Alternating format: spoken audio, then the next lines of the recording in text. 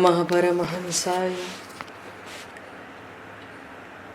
स्वादित चरण कमल चिन्ह मकरंदाय भक्तजन मानस निवासाय श्री रामचंद्राय नमः।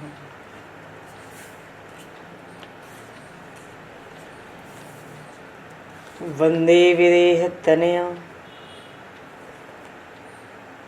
पदपुंडरीकं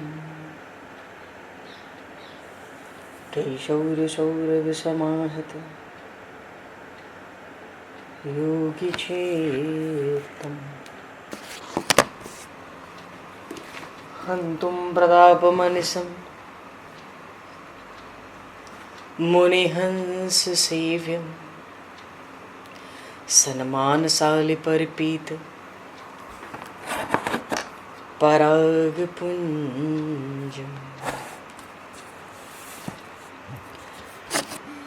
यत्र यत्र रघुनाथकीर्तनं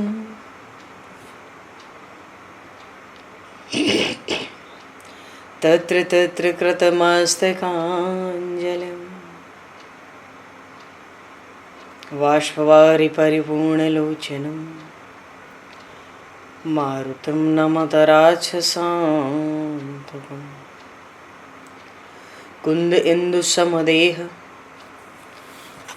उमारमण करुणायन जाहि दीन परनेह करहु कृपा मर्दन मयन।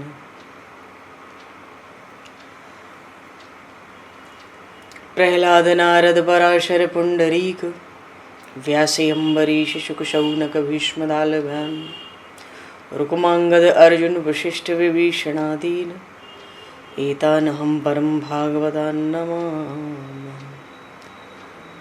श्री सीतानाथ समारंभां श्री रामानन्दार्य मध्यमाम् अस्मदाचार्य पर्यन्तां वन्दे गुरु परम्पराम्।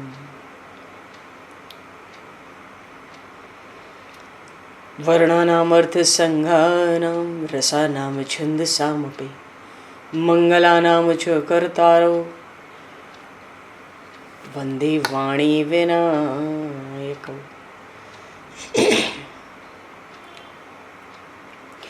नान्यास्पृहा रघुपते हृदये स्मदीये सत्यं वदामि च भवान् किलान्तरात्मा भक्तिं प्रयक्ष रघुपुङ्गवनर्वरां मे कामादिदोषरहितं कुरु मानसं च।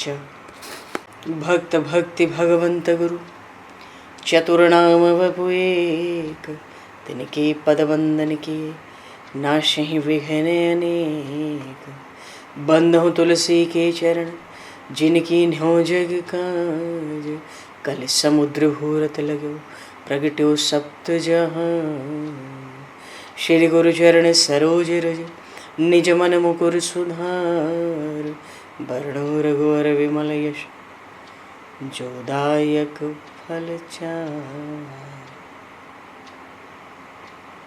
हरिशरण श्री राम जय राम जय जय राम।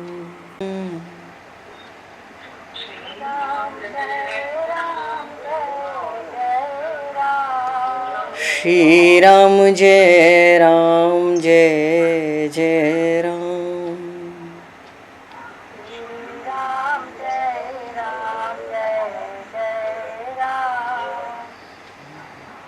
जय सिया राम जय जय हनुमान।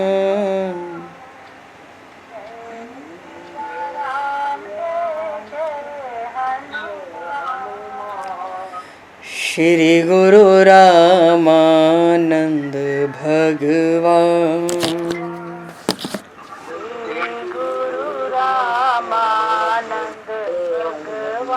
श्री गुरु रामानंद भगवान।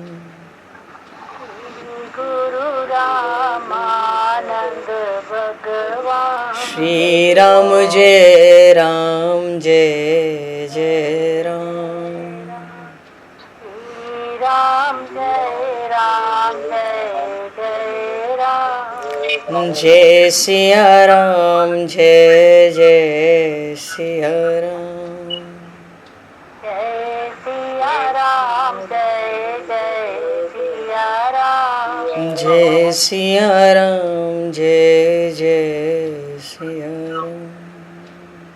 जय सिया राम जय जय सिया राम। बोली सियावर रामचंद्र भगवान की जय। संपूर्ण राम दरबार की जय। श्री अवध मिथिला धाम की जय। श्री बांके बिहारी लाल की जय। 84 कोस ब्रजमंडल धाम की जय। श्री रामचरितमानस जी महाराज की जय। श्रीमन्नाम महाराज की जय। श्री पंडरीनाथ भगवान की जय। कली पावन अवतार गोस्वामी तुलसीदास जी महाराज की जय। सब संतन की जय, सब भक्तन की जय, समस्त वैष्णवन की जय, समस्त पूर्वाचार्य चरणन की जय, समस्त संप्रदाचार्यन की जय। श्री सद्गुरुदेव भगवान की जय। गंगा मैया की जय, जमुना मैया की जय, सरजू मैया की जय, गौ माता की जय, तुलसी माता की जय, पृथ्वी माता की जय, एकाशी महारानी की जय।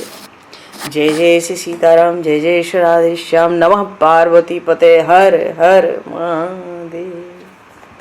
हरिशरणम। अनंत कोटि ब्रह्मांड नायक सर्वेश्वर पूर्ण परात्पर ब्रह्म असंख्य कल्याण गुणगणलय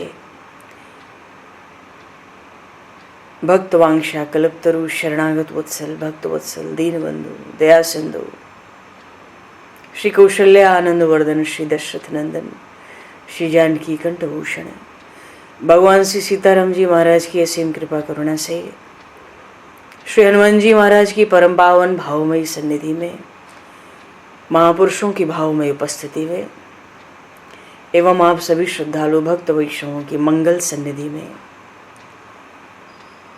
मानव जीवन का सर्वोत्कृष्ट फल भगवत गुणगान भगवत कथा का आनंद हम सभी श्री राम कथा के माध्यम से प्राप्त करने जा रहे हैं।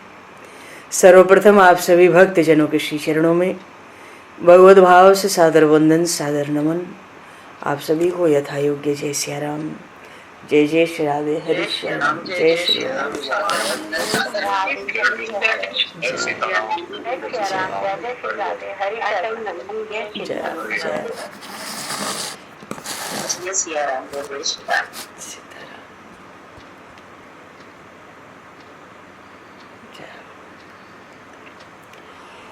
श्री रामचंद्र चरणों मनसा स्मरामि। श्री रामचंद्र चरणों वचसा गृणामि। श्री रामचंद्र चरणों सरसा नमामि। श्री रामचंद्र चरणों शरणं प्रपद्ये। माता रामो मत्पता रामचंद्रः स्वामी रामो मत्सखा रामचंद्रः सर्वस्वं मे रामचंद्रो दयालुर नान्यम जाने नैव जाने न जाने। मंगलम कौशलेन्द्रस्य महनीय गुणालये चक्रवर्ती तनुजाय सार्वभौमाय मंगलम। रामं रामानुजं सीतां भरतं भरतानुजं सुग्रीवं वायुसूनं च प्रणमामि पुनः पुनः। नमोस्तु रामाय सलक्ष्मणाय दिव्यै च तस्मै जनकात्मजाय।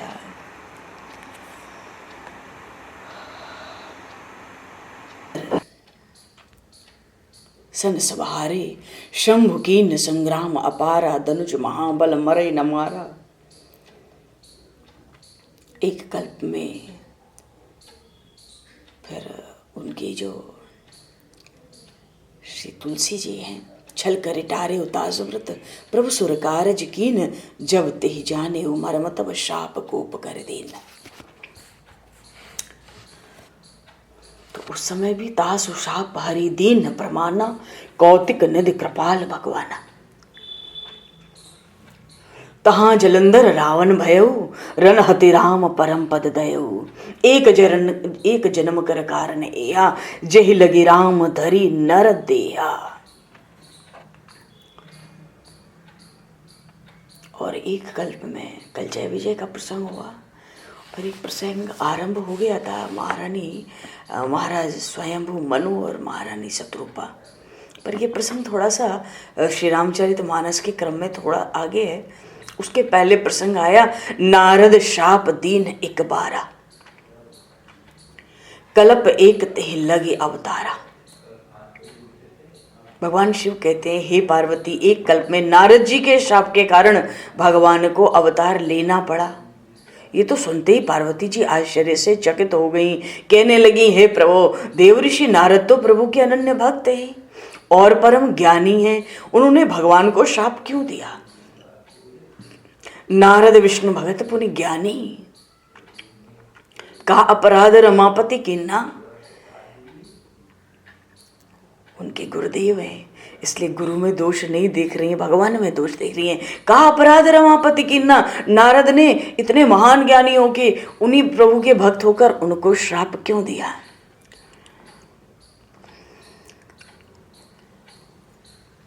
पर प्रभु श्री राम के स्वरूप का बोध तो हो गया है इन भगवती पार्वती को, तभी तो कहती नारद विष्णु भगत पुण्य ज्ञानी, का अपराध रमापति कीना।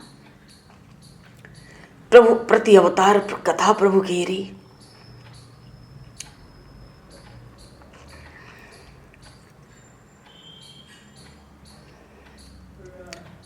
तो माता पार्वती के प्रश्न को सुनकर भगवान शंकर हंसकर बोले, क्या बोले कि प्रभु की माया के आगे न तो कोई ज्ञानी है और न मूढ़ है। श्री रघुपति जिस समय जिसको जैसा बनाते हैं वह उस समय वैसा ही बन जाता है। ज्ञानी मूढ़ न को, जेहि जस रघुपति करहि सो तस तेहि क्षण होए। क्षण में ज्ञानी, क्षण में मूर्ख, ये तो सब उनकी माया है। इसलिए याज्ञवल्क्य जी भरद्वाज जी से कहते हैं कि हे भरद्वाज, कहूँ राम गुण गाथ, भरद्वाज सादर सुनहु, भव भंजन रघुनाथ, भज तुलसी तज मान मद। याज्ञवल्क्य जी राम रघुनाथ भगवान शिव के भी मुख से जेहि जस रघुपति कर रहे तस। मानो एक कारण, एक अवतार का कारण बताया, देवऋषि नारद का श्राप। तो आश्चर्य तो होना ही है। माता को बहुत आश्चर्य हुआ। क्यों? देवऋषि नारद तो महान वैष्णव है, तो वो वैष्णव होकर ठाकुर जी को श्राप देते? पार्वती जी कहती है, महाराज ये कथा मुझे श्रवण करने की बहुत प्रबल इच्छा है, क्योंकि भीतर भाव है गुरु जी की कथा है, मेरे गुरुदेव की कथा, उन्हीं की आज्ञा से तो मैंने इतना भारी तप करके शिव जी को प्राप्त किया। बोले ये कथा श्रवण करने की तो मुझे बहुत प्रबल इच्छा हो रही है। नारद जी तो महान वैष्णव हैं, भक्त हैं, महान ज्ञानी हैं, इनको प्रभु पर क्रोध क्यों आया? देखो कल भी जय विजय पर सनकादिक क्रोधित हुए,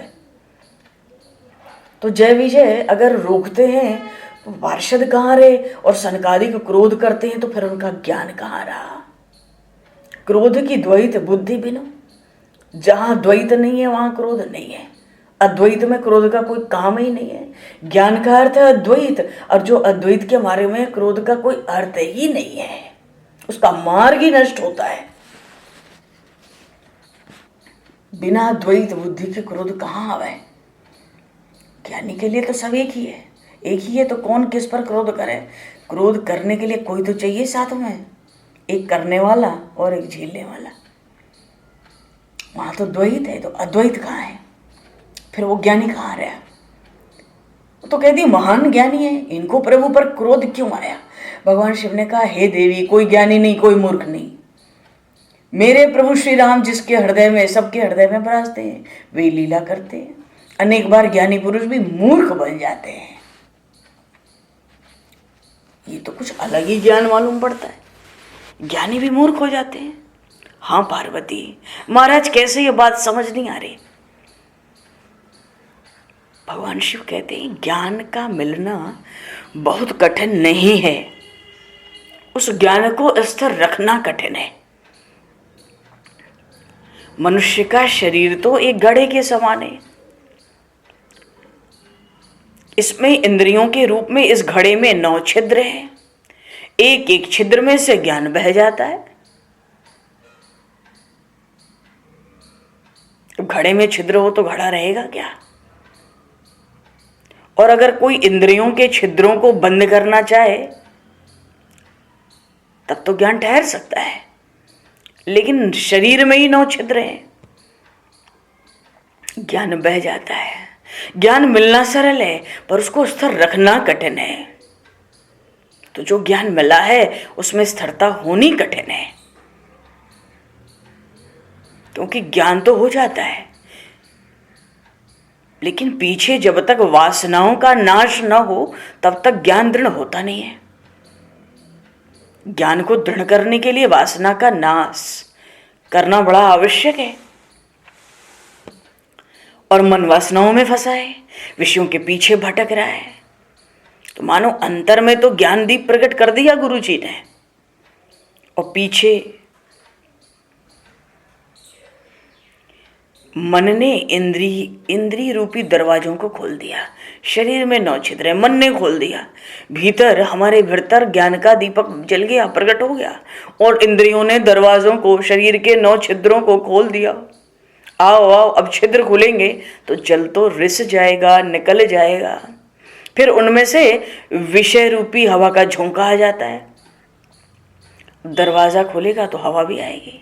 हवा का झोंका आया तो वो ज्ञान का दीपक अब कब तक जलेगा? तो विषय के इंद्रियों के दरवाजे से जब विषय की हवा का झोंका आता है तो ज्ञान रूपी दीपक बुझ जाता है। काकभूषुंडी जी ने कहा है उत्तरकांड में, कल बल छल करी जाहि समीपा, अंचल बात बुझावहि दीपा। और जहां कहीं भी ज्ञान कहा गया, कहीं भी ज्ञान को मणि कहा ही नहीं गया। ज्ञान को सब जगह प्रकाश और दीपक की ही उपमा दी गई है। और दीपक है तो भाई हवा से बुझने का तो पूरा ही डर है।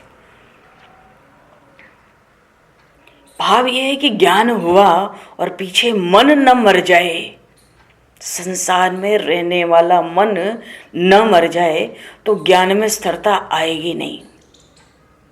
ज्ञान आता है पर वो स्थायी रहता नहीं है। साधारण बात तो ये है कि पुस्तक को पढ़कर ज्ञान मिला, वो ज्ञान निकल जाता है, रहता नहीं है, वो पुस्तकों में ही रह जाता है। बहुतों के जीव तक रह जाता है, जीवन में उतरता नहीं। एक आया श्लोक कि पुस्तकस्था तू या विद्या परहस्ता गतम धनम, कार्यकाले समुत्पन्ने न सा विद्या न तद्धनम। तो पुस्तकों से आया ज्ञान किसी काम का तो है नहीं। अगर अपना धन दूसरे के हाथ में रखा हो तो फिर वो अपने काम का और है नहीं। धन अपना है पर अब दूसरे के हाथ में। समय पड़े, धन की आवश्यकता हो तो काम आएगा नहीं। पुस्तक का ज्ञान भी ज्ञान नहीं है, इसका होना ना होना बराबर है। ज्ञान जीवन में उतरे तभी वो यथार्थ ज्ञान होता है। जो पुस्तकों को पीछे पड़े तो वो विद्वान है, कोई बड़े प्रेम से परमात्मा के पीछे पड़े वो संत है। विद्वान शास्त्र के पीछे दौड़ता है जबकि शास्त्र संतों के पीछे दौड़ते हैं।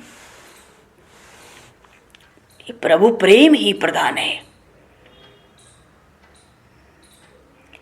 प्रभु को रिझाने के लिए प्रभु प्रेम में आकर जो बोलता है वो संत है। संत तो अंदर की पोथी को बांचकर भगवान की प्रेरणा से बोलता है। संत को प्रभु की कृपा से ज्ञान होता है।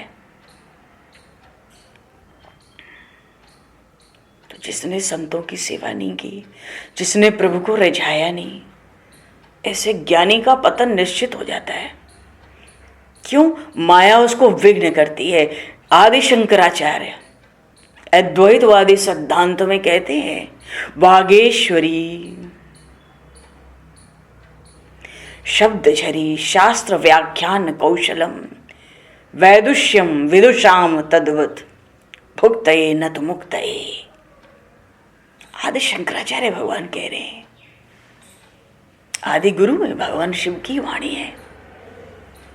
शास्त्रों पर खूब व्याख्यान हो जाए, धर्म पे लंबा चौड़ा भाषण हो जाए, शब्दों का जाल हम बुन लें, शास्त्रार्थ के विषयों में खुद वाद विवाद कर लें, खूब वाणी का विलास कर लें, भ्रम में डालकर अपना पांडित्य सबके आगे प्रकट कर लें, तो भले संसार में सिद्धि मिल जाए, संसार में वाह वाह हो जाए, धन दौलत मिलता रहे, द्रव्य आता रहे, पर आदि शंकराचार्य भगवान कहते हैं, भैया मुक्ति कदापि नहीं मिलेगी। ऐसे ज्ञान से संसार के भोग मिल सकते हैं, और इन भोगों में फंसकर ऐसे ज्ञानी पंडित का पतन हो जाता है। तो कौन सा ज्ञान जीवन में टिकता है? जो परमात्मा के ध्यान और भक्ति के द्वारा प्राप्त होता है, जो परमात्मा की कृपा से ज्ञान प्राप्त होता है, वो जीवन में टिकता है। वह माया त्रास नहीं देती। ये ज्ञान की चर्चा इसलिए हो रही है, माता पार्वती कह रही है, देव ऋषि नारद महान ज्ञानी महान वैष्णव है, उन्होंने शाप क्यों दिया? तो कौन ज्ञानी कौन मूर्ख है, ये तो प्रभु ही जिसको जब जैसा बना दे। तो जो ज्ञान ध्यान और भक्ति से प्राप्त होता है, वहां माया का जोर नहीं चलता, वहां पतन नहीं होता, वो ज्ञान स्थिर रहता है। उस जिस जीव को ज्ञान होता है वो जितेंद्रिय बनता है, उसकी बुद्धि में ज्ञान जाकर टिक जाता है। संयम ना पाले तो ज्ञान स्तर रहना ही नहीं है। जिसकी मन बुद्धि शुद्ध होती है उसका ज्ञान स्तर होता है। मन बुद्धि बिगड़ेगी तो फिर ज्ञान स्तर नहीं रहेगा। अब आत्मा तो ज्ञान स्वरूप है ना, और आत्मा तो सबके भीतर है। तो सृष्टि में अज्ञानी तो कोई है ही नहीं। क्यों? सब परमात्मा के अंश हैं। इसलिए इस ज्ञान को समझते तो हम सब हैं, पर हमारे समझने में स्थिरता आती नहीं।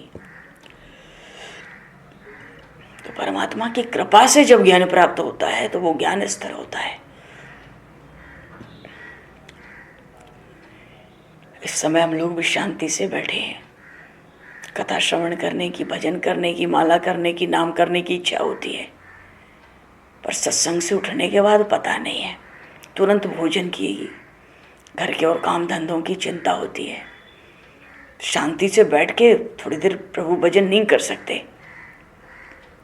कोई कोई तो बाहर कथा सुनने जाते हैं, मानो 12 बजे 2 बजे आना है, तो घर में कह के जाते हैं 2 बजे तक फलाहार भोजन सब तैयार रखना। घर गए, भूख लगी, नहीं मिला तो आंख बाहर आ गई, क्रोध आ गया। भाव यह है कि मनुष्य मूर्ख नहीं है, पर क्या करें, हमारा ज्ञान स्तर रहता नहीं। क्यों नहीं रहता? ये परमात्मा की लीला है। इसलिए बोले बिहसी महेश, ज्ञानी मूढ़ न कोय, जेहि जैसे रघुपति करहि जब, सो तस तेहि जन होए।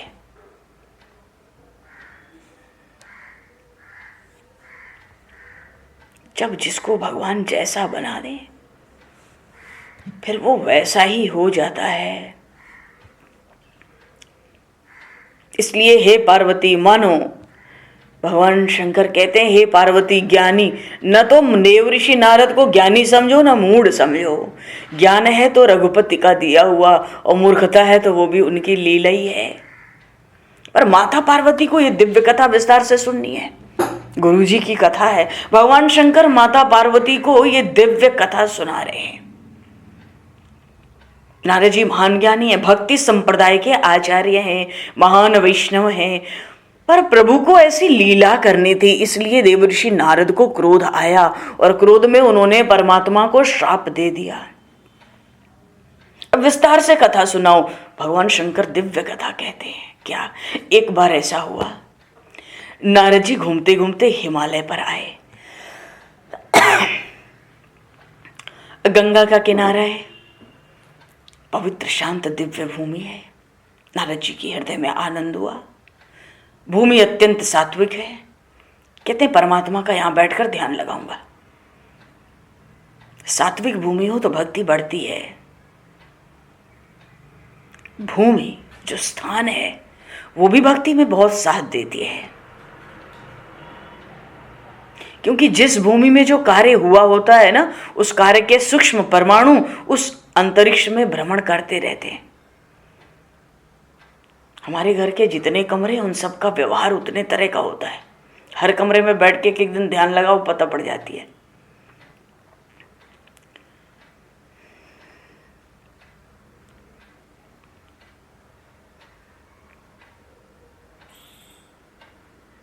अब कसाई का घर है तो हिंसा होता है, वहां जाएं तो हमारा मन बिल्कुल अशांत हो जाएगा।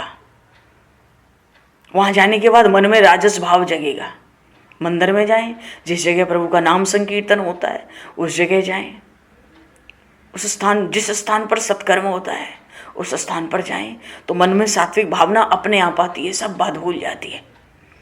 गृहस्थ के घर में जाएं तो वहां काम के परमाणु रहते हैं, वासना के परमाणु रहते हैं, पाप के परमाणु रहते हैं। क्यों? जहां ममता होती है, गृहस्थ की जड़ है ममता, जहां ममता होती है वहां विषमता होती है। तो गृहस्थ के घर में विषमता का पाप है। गृहस्थ का घर भोग की भूमि है और भोग की भूमि में भक्ति बढ़ती नहीं। अन्न से, शुद्ध अन्न से मन की बुद्धि की शुद्धि की बात शास्त्र कहते हैं, शुद्ध अन्न से। अच्छा, अब दिव्य भूमि देवर्षि नारद को दिखी तो मन में भक्ति बढ़ी। गंगा का किनारा था, परमात्मा का ध्यान करने बैठ गए। आदि नारायण भगवान का ध्यान करते करते उनकी समाधि लग गई। सहज विमल मन लागे समाधि। समाधि लगी तो देह की सुध भूल गए। अब क्या हुआ? बड़ा लंबा समय निकल गया। स्वर्ग के राजा देवराज इंद्र को शंका हुई, नारद जी ऐसी भारी तपस्या क्यों करते हैं? संभव है इनको स्वर्ग का राज्य चाहिए हो भगवान से। भगवान प्रसन्न होंगे, वरदान मांगने को कहेंगे तो हो सकता है ये कहें कि हमें स्वर्ग का राज्य दे दो, हमें इंद्र बना दो। अब तो तपश्चर्या में विघ्न डालने के लिए इंद्र ने कामदेव को भेजा। कहता बड़े दिन से वहां ध्यान तप हो रहा है, अब तुम विघ्न डालो वहां जाके तपस्या में, भंग कर दो तपस्या। अब जहां नारद जी ध्यान मगन बैठे थे, कामदेव वहां अप्सराओं के साथ आया। कामदेव का पुत्र है बसंत, बसंत ऋतु को भी साथ लाया। अब तो वहां सुंदर सुंदर बड़े खुशबूदार फूल खिले हैं। फूलों के भार से वृक्ष झुक गए, मंद सुगंधित शीतल वायु बहने लगी। अप्सराओं ने नाच गान किया, कामदेव ने बाण मारा। जगत को देखने से मन में काम आता नहीं, पर जगत सुंदर है ऐसा समझकर देखने से मन में काम प्रवेश करता है। भाव है कि हमारी दृष्टि दो प्रकार की है, एक से अपेक्षा होती है और दूसरे से उपेक्षा होती है। हम दिन भर आंख बंद करके बैठे रह नहीं सकते, आंख तो खुलनी पड़ेगी। आंख खुली तो जगत दिखता है। पर जो ज्ञानी महापुरुष हैं जगत की उपेक्षा करके देखते हैं, वो तो सब में ईश्वर ही देखते हैं। ईश्वर के बिना सब कुछ तुच्छ है।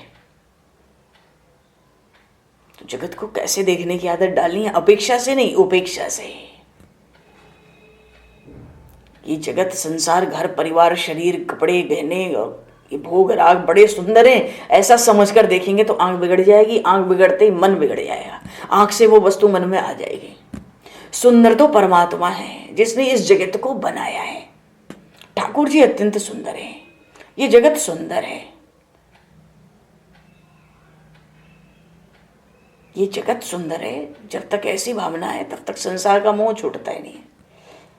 और संसार की हर वस्तु माया से बनी हुई है, माया के कारण सुंदर लगती है, इसलिए इसमें मोह होता है। जहां मनुष्य को सौंदर्य दिखता है वहां कबूतर को दिखता है क्या?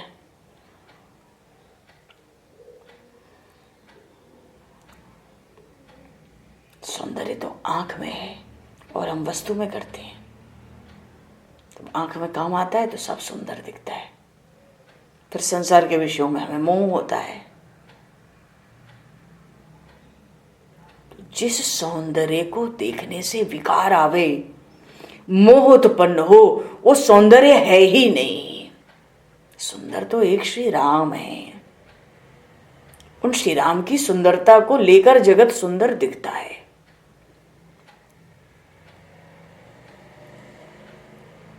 तो जिसको संसार सुंदर लगता है, संसार के विषय जिसको मोह में डालते हैं, जिसका मन संसार में फंसता है, वो परमात्मा की भक्ति करता नहीं, संसार की भक्ति करता है। इसलिए प्रभु श्री राम में मन लगावे। उसी रीति जैसे संसार में मन लगता है, उसी रीति से भगवान के शिव विग्रह में मन लगावे तो भक्ति हो सकती है। संसार के विषय का, सुख का मोह छोड़ दें तो भक्ति हो सकती है। माया घटे तो भक्ति बढ़े। अगर संसार में आ सकती है तो उसका नाम माया है, और भगवान में आ सकती है तो उसका नाम भक्ति है। लेकिन स्वरूप में आसक्ति ना हो तो भक्ति सिद्ध होती भी नहीं। नारद जी तो महान वैष्णव है, महान भक्त है, निर्विकार हैं, काम विजयी हैं। नारद जी आंख खोलते हैं परंतु वो सबकी उपेक्षा कर देते हैं। क्यों? परमात्मा का निरंतर स्मरण हो रहा है। नारद जी के मन में थोड़ा भी विकार आता ही नहीं। कामदेव ने बड़ा प्रयास किया, नारद जी निर्विकार बैठे हैं। कामदेव को नारद जी की शांति का विश्वास हो गया। अप्सराओं के साथ बार बार वंदन करके उनकी खूब प्रशंसा करता हुआ काम कहता है, आप कामजित हो, काम आपका क्या बिगाड़ सकता है, आप महान हो। नारद जी का वंदन करके कामदेव स्वर्ग में इंद्र की सभा में गया। वहां जाकर भी उसने नारद जी की प्रशंसा की। सुनकर सबको महान आश्चर्य हुआ, महान आश्चर्य हुआ। अच्छा, काम को जीत लिया देवर्षि नारद ने।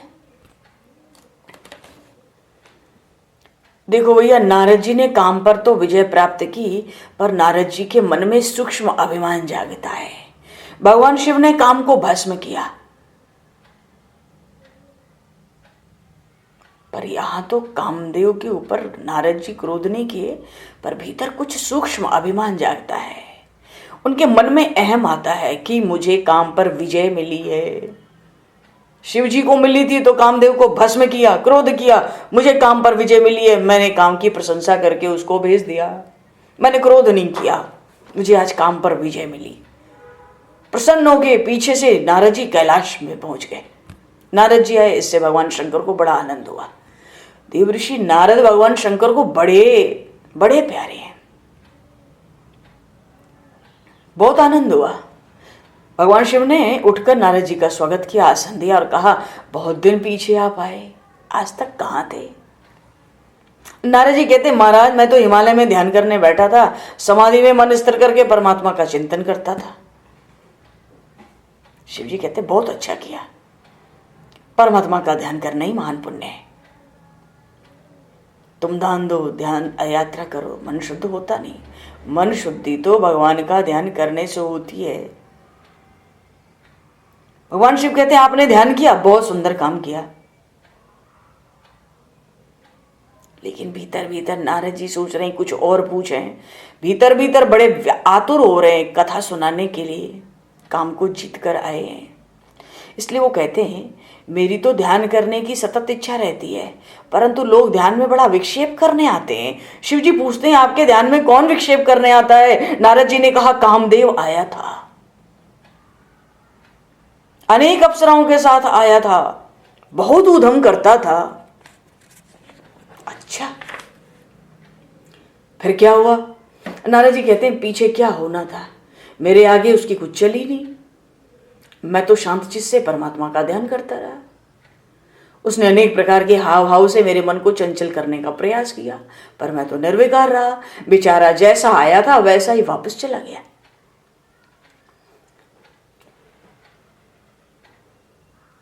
तो नारद जी ने बात तो बताई, पर इस बात में आत्मस्तुति थी। क्या? मैं निर्विकार रहा, मैं अजेय रहा।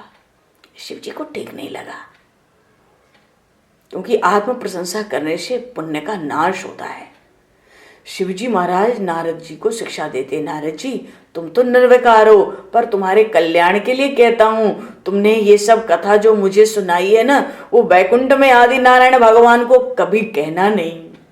अब कदाचित कोई बात चल भी जाए, परमात्मा तुमसे कुछ पूछ भी लें, जैसे मैंने पूछा, फिर भी तुम कहना नहीं, छिपा के रखना, काम की बात नहीं सुनाना। समाधि भले बता देना, गंगा तट पे समाधि लग गई, बैठ गया आपके ध्यान में, काम की बात नहीं सुनाना, क्योंकि इनके मुंह से निकला मैं तो निर्विकार ही रहा, वो जैसा आया चला गया, मैं तो अजय हूं, वो हार के चला गया। तो एक तरह से देवऋषि नारद के कल्याण के लिए भगवान शिव ने सुंदर उपदेश दिया, पर नारद जी को अच्छा थोड़ा ही लगा। नारद जी तो सोचने लगे इनके पास काम आया था तो क्रोध से भस्म हो गया, और मेरे पास काम आया तो मैंने उसको बिल्कुल वैसे ही लौटा दिया। मैं तो इनसे आगे निकला एक कदम, शायद इनको मेरी प्रतिष्ठा अच्छी नहीं लगी। अरे मैंने काम पर विजय प्राप्त की है तो की है, इसको कहने में क्या हानि है। लगता है शिव जी के भीतर मेरे लिए कुछ मात्सर्य या दोष आ गया है, ईर्ष्या। अरे आज तक तो जगत में शिव जी की ऐसी ख्याति है कि भगवान शंकर ने काम को जलाकर भस्म किया, अब मैं भी तो अब शिव जी जैसा ही हो गया हूं। ये लगता है शिव जी को सहन नहीं होता, इसलिए मुझसे कहते हैं कि बात किसी से कहना नहीं। किस लिए ना कहूं? अरे मैंने काम पर विजय प्राप्त की है, ये सत्य है, तो कहने में क्या बाधा है, सत्यवाणी कहने में क्या बाधा है। जीव का ऐसा स्वभाव है, जो काम को मना करो वो काम जरूर करेगा। वो उसको वो पहले करता था, वो अभी भी करता है, नहीं मानता, स्वभाव में है जीव के, बात नहीं मानता। शिवजी ने तो देवऋषि नारद को परामर्श दिया था कि बैकुंठ नारायण को ये कथा नहीं कहना। नारद जी को मान्य नहीं हुआ, सीधे बैकुंठ धाम चले गए, आदि नारायण के पास। पता वहां आदि नारायण बैकुंठ में विराजमान है। नारद जी पधारे, परमात्मा को आनंद हुआ। नारद जी से कहते हैं आज तो बहुत दिनों में दिखाई पड़े, कहां थे? नारद जी कहते महाराज मैं तो ध्यान करने बैठा था। देखो शिवजी ने निषेध किया था, फिर भी नारद जी अपनी कथा आरंभ कर दिए। हिमालय में गंगा किनारे में आपका ध्यान करता था, वहां लोग बहुत विक्षेप करते थे, इंद्र राजा ने कामदेव को वहां भेज दिया था। एक ही पंक्ति में कह दिया कि कामदेव को भेजा था, वो विक्षेप करता था। वहां तो भगवान शिव के पास 2 प्रश्न लगे थे, यहां तो एक ही प्रश्न में सब कुछ कह दिया। भगवान ने पूछा फिर क्या हुआ? इंद्र ने कामदेव को भेजा, फिर क्या हुआ? नारद जी कहते हैं फिर क्या होना था? उन लोगों की कुछ चली थोड़ी ही मेरे सामने, बहुत हाव भाव किए, मेरे मन को चंचल करने का प्रयास किया, कामदेव ने बाण भी मारे, मैं आपसे क्या बताऊं, फिर भी मेरे मन में विकार नहीं आया, मैं तो आप ही का ध्यान करता था। परमात्मा कहते महाराज काम तुम्हारा क्या कर सकता है, तुम्हारा कोई स्मरण कर ले तो भी काम के अधीन न हो। हे देव ऋषि नारद, आपकी महिमा ऐसी, आपका जो स्मरण करे वो भी काम पर विजय पा लेगा। अब तो नारद जी हाथ जोड़ के कहते महाराज ये तो सब आपकी कृपा है। एक बार मनुष्य कभी कभी विनय का नाटक भी करता है, पर भीतर अभिमान घर किया रहता है। मुख से तो ऐसा बोलते हैं हम कि भगवान ये आपकी कृपा है, पर मन से ऐसा समझते नहीं, अंदर से तो ऐसा लगता है कि मैं भी तो कुछ हूं। पर भैया जीव के पास अभिमान करने योग्य कोई वस्तु नहीं है, कोई चीज नहीं है, फिर भी हम ठसक कर बोलते हैं, अकड़ कर चलते हैं।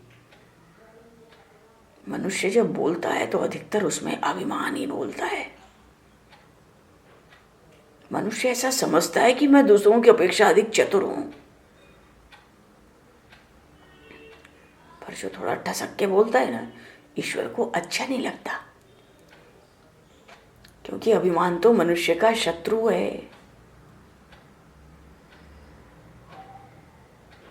व्यवहार का काम करें, बड़ा धन मिल जाए, बड़ा सम्मान मिल जाए, बड़ी उन्नति हो जाए तो अभिमान हो जाता है। अभिमान आता है तो अपनी सेना लेकर आता है, और भी दुर्गणों को वो भी साथ में आ जाते हैं। फिर इस अभिमान को लेकर जीव दुखी होता है, पर फिर भी मनुष्य अभिमान छोड़ता नहीं। मनुष्य में दैन्य आना बहुत कठिन है।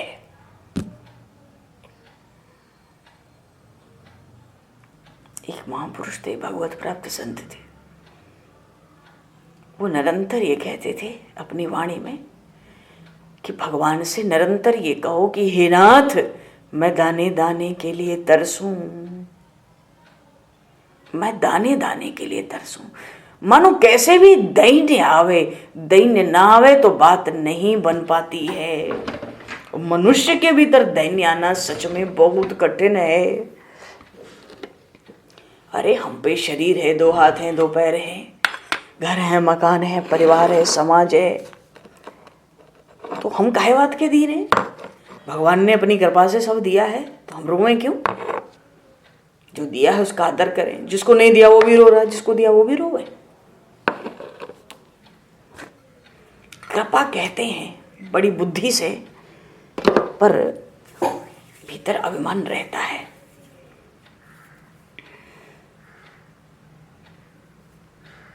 तो परमात्मा से देवऋषि नारद ने क्या कहा कि मैं काम के ऊपर विजय प्राप्त कर सका, ये सब आपकी कृपा है। भगवान समझ गए नारद जी के मन में इस समय अभिमान आया है, और अभिमान का अगर वृक्ष बढ़ गया, अभी तो अंकुरित हुआ है, तो अनर्थ हो जाएगा। ये मेरा भक्त है, ये तो स्वयं को शिवजी के समान गिनता है। शिवजी ने इसको मना किया था, फिर भी इसने सारी कथा मुझे सुनाई। परमात्मा से क्या छिपा है, शिवजी के समान बनता है।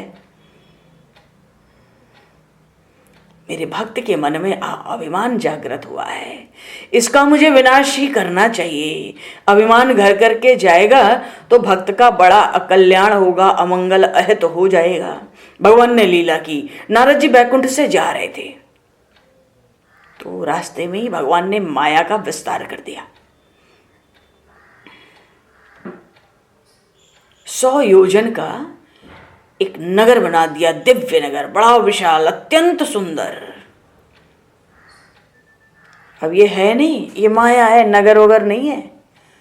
जैसे रावण मेघनाद युद्ध में तरह तरह के दृश्य प्रकट करते थे, इंद्रजाल विद्या, तो मार्ग से जा रहे थे लौट के बैकुंठ से, तो भगवान ने भी 100 योजन का, समंदर के बराबर 100 योजन का समंदर का पेट है, उतना बड़ा राज्य, विशाल, बड़ा अतिशय सुंदर विशाल दिव्य नगर। शील निधि नाम का राजा राज्य करता था। उस नगर में स्त्री पुरुष ऐसे सुंदर मानो सब कामदेव और रति के समान, सब ज्ञानी है।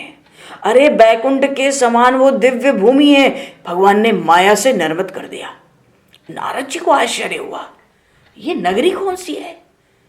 मैं इतना डोलता हूं पृथ्वी पर, ये देखा नहीं कभी, ये कौन सी नगर है? ऐसा विशाल मंडप क्यों बांधा गया है? नारद जी ने लोगों से पूछा, जानकारी मिली ये जो शील निधि राजा है यहाँ का, उसकी एक कन्या है, उसका नाम है विश्वमोहिनी। उसका स्वयंवर होना है। स्वयंवर में देश विदेश के राजा महाराजा एकत्रित हुए हैं, पर कुछ एकत्रित नहीं हुए हैं, पर हुए हैं ना, भगवान की माया है। जैसे गरुण जी ने सर्प खाए, वो सब माया के सर्प थे, नकली। गरुण जी सोचे ये सच के सर्प हैं। ये काहे बात के परमात्मा खुद को छुड़ा नहीं पाए? मैंने तो सुना था ब्रह्म ने अवतार लिया, प्रभाव नहीं देखा, तो अभिमान आता है। तो गरुण जी तो पक्षियों के राजा, और पक्षियों में जो सबसे चांडाल है ना, नीच, कौवा, पक्षियों के राजा होके उस नीच चांडाल से कथा सुननी पड़ी। अभिमान आया था इस कारण। पक्षी तो पक्षी की भाषा समझे। भगवान ने सोचा काकभुजंडी के पास गरुण को भेजो। पूरा नगर माया से निर्मित है। भगवान एक एक क्षण में अनेक स्वरूप धारण करके लीला करते हैं।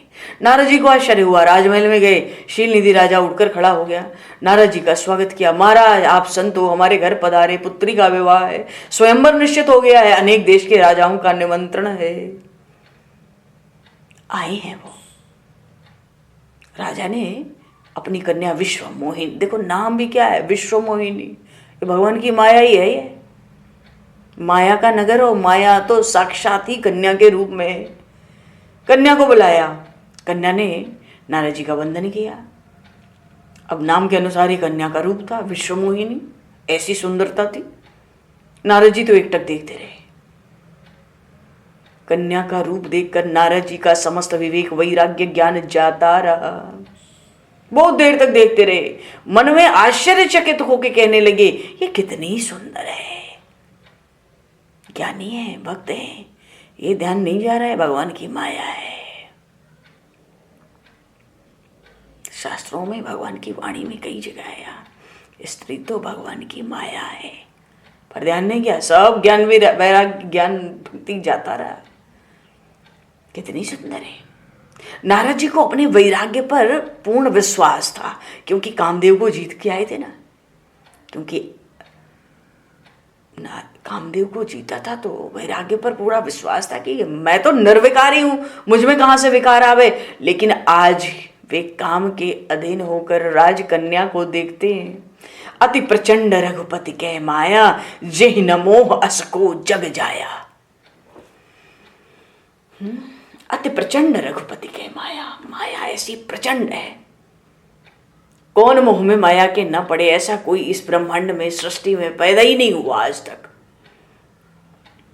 परमात्मा की माया से बचना बहुत कठिन है।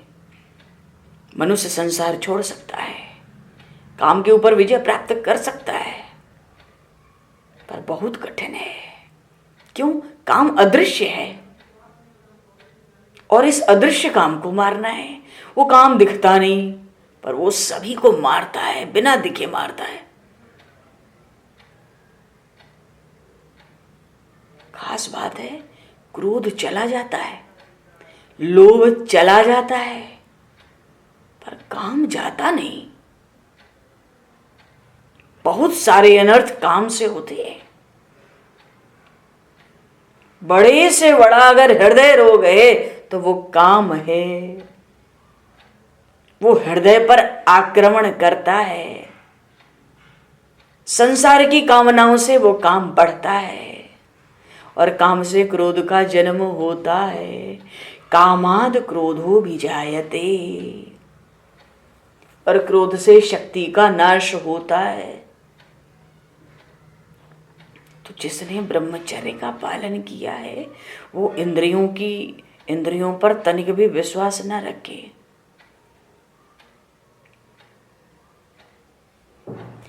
तो वृक्ष के नीचे विश्राम करने वाले और केवल जल के ऊपर निर्वाह करने वाले बड़े बड़े ऋषि भी भूल में पड़ जाते हैं। साधारण मनुष्य की बात क्या है, शास्त्र में लिखा है, जिसे ब्रह्मचर्य का पालन करना हो वो स्त्री का साथ ना करे। तो जिसको भगवान का नाम संकीर्तन, नाम का जप करना हो तो ब्रह्मचर्य से रहे और पराये अन्न को त्यागे। मन में काम कब प्रवेश कर जाता है ये कह नहीं सकते। तो काम जब छाती के ऊपर चढ़कर बैठ जाता है फिर विवेक रहता नहीं, ज्ञानी ज्ञान भूल जाता है, वैरागी वैराग्य भूल जाता है, विद्वान अपनी विद्वत्ता को गंवा बैठता है। इसलिए अत्यंत सावधान रहने की आवश्यकता रहती है। एक क्षण भी गाफिल ना हो। गाफिल हुए काम सवार हो गया। काम के कारण बड़े बड़े ज्ञानी भी भूल में पड़े हुए हैं। देवी भागवत में महर्षि पराशर ने स्वयं की कथा कही। महर्षि पराशर ब्रह्मर्षि वशिष्ठ के पुत्र शक्ति ऋषि के पुत्र हैं। भगवान वेदव्यास के शरीर के पिता हैं महर्षि पराशर। 60,000 वर्ष तक तप किया था। जब ये अपनी माता के गर्भ में थे तो गर्भ से वेद की वाणी प्रकट होती थी, वेद मंत्रों की ध्वनि आती थी। वो महर्षि पराशर है। तो देवी भागवत में कथा आई तो महर्षि पराशर कहते हैं, भाई 60,000 वर्ष तो तप किया, इसके बाद एक दिन नौका में बैठकर जमुना नदी पार कर रहे थे तो मल्लाह की कन्या, जिसका नाम मत्स्यगंधा था, अब मल्लाह था तो कन्या थी तो सब जगह मछली की गंध आती थी ना शरीर से, दिन भर का वही काम था, उसका नाम ही पड़ गया था मत्स्यगंधा। वो नाव चला रही थी। क्यों चला रही थी? पिता भोजन कर रहा था, शास्त्र कहता नहीं कि भोजन के समय बात भी करो, पर महर्षि पराशर को बड़ी शीघ्रता थी, तो उस मल्लाह ने कन्या को इशारा किया, बेटी तू उस पार पहुंचा दे। ये कन्या कौन है? सत्यवती, महाभारत की ये सत्यवती है। इन्हीं के पुत्र व्यास नंदन हुए। ये कौरव पांडवों का वंश यहीं से आया।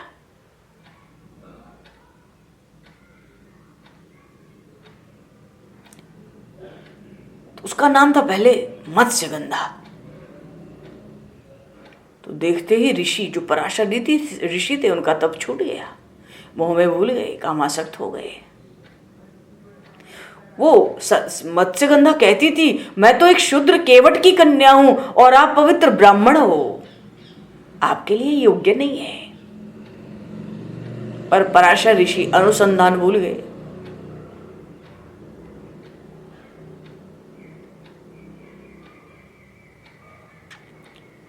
बहुत से कर्म शास्त्र में निषिद्ध है। दिन में धूप थी, शास्त्रों का ज्ञान था, अपने तप के प्रभाव से सूर्य को ढक दिया, मानो सूर्य को ढककर अंधेरा उतार दिया पृथ्वी पर। देखो ना, पराशर ऋषि सूर्य को तो ढक सके, पर काम को नहीं ढक सके। काम ऐसा प्रबल है, काम को जीतना दुष्कर है। तो जीवन में अंतिम श्वास तक काम के ऊपर विश्वास करना नहीं है। काम किस समय दगा करेगा ये कहा जा नहीं सकता। भगवान शंकर माता पार्वती से कथा कहते हैं, नारद जी को कोई जरूरत नहीं थी, फिर भी उन्होंने शील निधि राजा से कहा, तुम्हारी कन्या का हाथ मुझे देखना है। क्यों छूना है, क्यों देखना है? तुम ब्रह्मर्षि हो, तुम्हें क्यों देखना है? उसने तो बुलाया नहीं कन्या को, हाथ दिखाया नहीं। हिमवान ने तो माता पार्वती का हाथ दिखवाया था, बुला के चरणों में प्रणाम कराया था। शील निधि राजा ने तो कुछ कराया नहीं। भगवान शंकर कहते हैं, हे पार्वती, कोई जरूरत नहीं थी। फिर भी राजा से कहते हैं, बुलाओ उस कन्या को, उसका हाथ देखना है। तो हाथ देखा तो विश्वास हो गया, इस कन्या का विवाह जिस पुरुष के साथ होगा वो अजर अमर हो जाएगा। ऐसा योग उसकी हाथ की रेखा में था, जो इसका पति होगा वो अजर अमर होगा। तो नारद जी को लगा कि अत्यंत उत्तम विश्व मोहिनी सुंदरी मिले और साथ ही साथ अजर अमर का पद भी मिल जाए, इससे बढ़कर और क्या हो सकता है। किसी भी रीति से ये कन्या मुझे मिले तो ही मैं, तभी तो मैं सुखी हूं, तब तो मेरे सुख का पार ही नहीं है। अजर अमर हो गया, फलहारी की भी व्यवस्था हो गई। अरे महाराज, हरिशरणम। समय बहुत तेज चलता है, पता नहीं पड़ती। तो देव ऋषि नारद ने कन्या की हस्तरेखा देख ली, जो जिसका ये वर्ण करेगी, ये तो स्वयंवर है, खुद ही वर्ण करेगी, पर जिसको वर्ण करेगी वो अजर अमर हो जाएगा। मेरा भी जंजाल छूटता, मेरा ही वर्ण कर लेती, कितना बढ़िया हो जाता, सब झंझट एक बार में दूर हो जाते। निश्चय कर लिया, कन्या से विवाह करो भाई। हे ब्रह्मचारी देव ऋषि, विवाह करें तो कठिनता तो बहुत है। भगवत प्रेरणा से जैसा आगे होगा देखा जाएगा। समय को दृष्टिगत करते हुए आज यहीं पर वाणी को विराम। दो पल नाम संकीर्तन बोलेंगे। बोलिए श्री शंकर भगवान की जय, आदि नारायण वैकुंठपति भगवान की जय, तुलसीदास जी महाराज की जय, श्री रामचरितमानस जी महाराज की जय, सब संतन की जय, सब भक्तन की जय। सद्गुरुदेव भगवान की जय।